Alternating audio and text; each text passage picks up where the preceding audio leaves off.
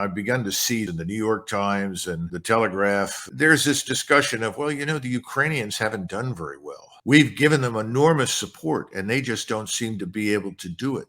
It sounds to me as though someone in the back end of the West Wing of the White House has said, we have to get out of this. Right. The only way we can get out of this is to say, well, we did all we could. The Ukrainians just couldn't make it work. It's not our fault.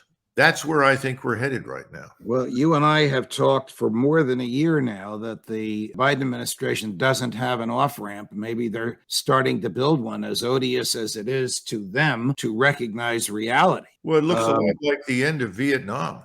I think something similar is being planned for Ukraine. But here's the problem. NATO is dead.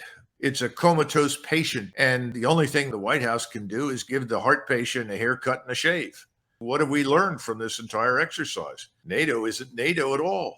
It's a few nations out of 32? So what's everybody joining NATO for? Well, they join for many reasons, one of which is they want to be defended and they don't want to invest much money themselves. Well, we know that. Right. Secondly, it's another channel of communications back to Washington. And people want good deals on investments in armaments. And so you use your connections through NATO to get those.